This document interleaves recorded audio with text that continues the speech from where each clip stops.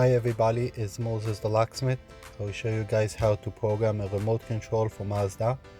It works on most of the Mazda remote control, not for the push to start.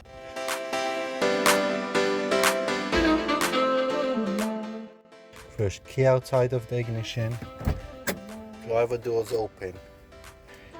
Turn to on position 3 times.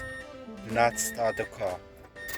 1, 2, 3. Leave the key inside the ignition. Close and open the door 3 times.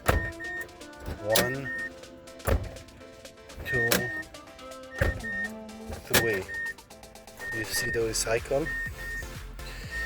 And you press the unlock twice. 1, 2. Now the remote is programmed.